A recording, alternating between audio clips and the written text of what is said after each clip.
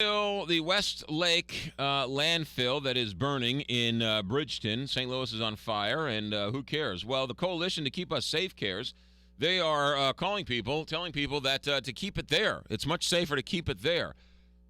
Who's the Coalition to Keep Us Safe? It's an organization that is sponsored by the Bridgeton Landfill and Rock Road Industries. They happen to be a subsidiary of Republic Services. Republic Services happens to own the nuclear waste facilities. So how about that? They happen to own the dump, too. So, or they owned the dump, I should say. So they're ones directly involved with this, and they're calling people, telling people, hey, keep the nuclear waste there. It's much safer. Mike, you're on line 2. Now you're on the Big 550 KTRS. Hey, good morning, McGraw. How you doing? Great. Thanks for calling. I just wanted to aggravate you guys. Yeah, I work down in Earth City, too. I've been down there a couple of years now. And the lovely thing is in the spring, you're coming into work. I do that 270-70 merge. Right. And you swing around down into that bowl they call Earth City, and it just smells like you're stepping into a diaper.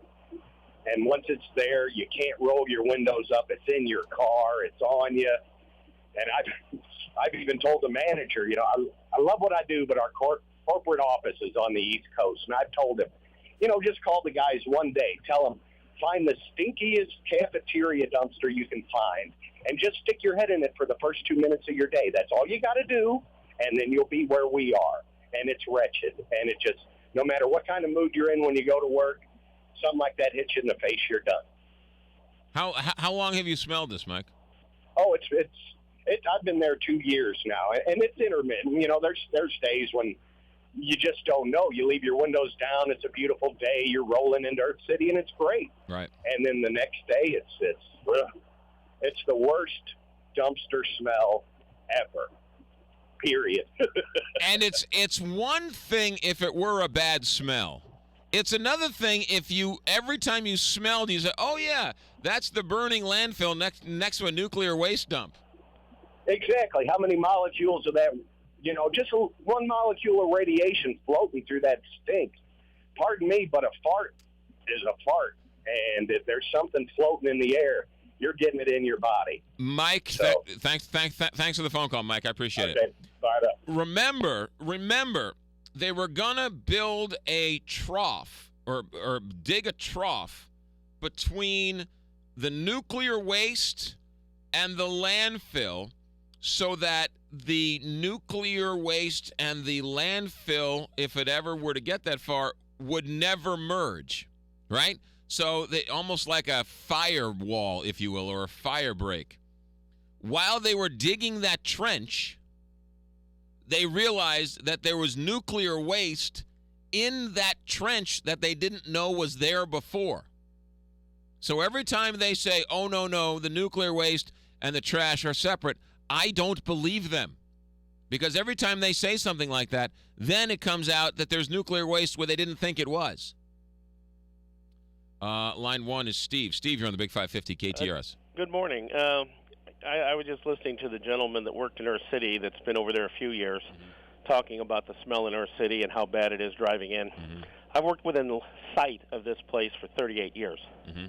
So the smell he's talking about existed 30 years ago. It's a landfill. You're dumping trash there. In the summertime, trash stinks. That has nothing to do with the fire or for the nuclear waste. And my biggest concern about this whole thing over here is, the people that want to move it. I understand it completely. But I have two questions that have to be answered before you move this stuff. Mm-hmm. Where are you going to put it? Because you're going to hear "not in my backyard" from everybody in the world. They shut down Yucca Mountain, which is where this stuff should have gone. And the second question is, they say there's 250,000 cubic yards of trash and nuclear waste in that hole. Not even counting the one that's on fire. That's just the one where the nuclear waste is buried. Mm-hmm. That's like 12,000 of those gigantic tractor-trailer-sized dump trucks. How are you going to move that anywhere without contaminating the entire St. Louis area? You have to dig it up, dump it into a truck, put tarps over it, haul it down the highways. You have to solve that. You understand? Moving it. You understand, Steve? We move nuclear waste all the time in this country. You move nuclear waste inside of casks that are specifically designed for it. If you want to do it that way, it's not going to be 12,000 trucks. It's going to be 1 million. So you would rather just leave it where it is?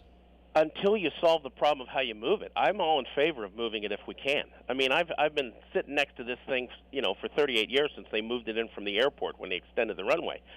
But you have to have a solution rather than just running around like a chicken with your head cut off, screaming about the problem. Well, I think there are two solutions. One is move it and then put it in some type of entombment, or I agree, or entomb it there. Correct? Yeah, I don't know if you can entomb it there. I mean, I'm not engineer enough to know whether from what that's I understand, possible, maybe. From what I understand, the experts are telling me that you can actually do what they did in Weldon Springs. Well, then I'd be all in favor of that. But, then you get into that, $64,000 question. How do you get our wonderful senators and congressmen to spend the money to do it? See, here's what I don't understand.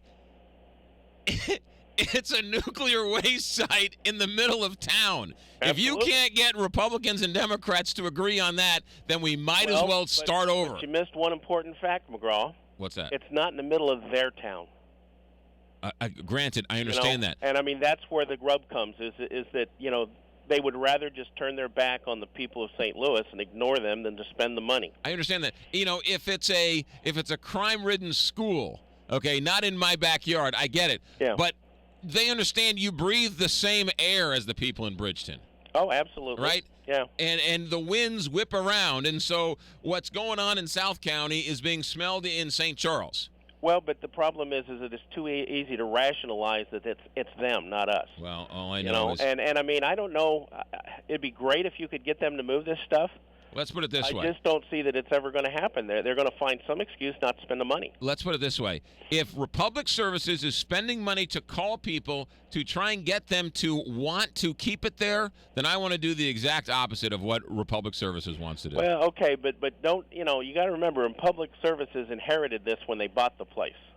This stuff was there long before Republic Services. I'm not blaming them for putting it there. I'm saying, how do we solve the problem? Well, and it sounds to me like there's two. They've done this in other places. Yeah. I would like to know why they can't dig the top off of this nuclear dump. Okay, and I mean, I've actually been down inside that pit years ago when they were first dumping it. Dig the top off that's just waste. Yeah. Well, Steve, I don't know. You don't know, clearly. They don't even know where the waste is. Ladies and gentlemen, Friday night I'm going to the Piccadilly at Manhattan. It's the official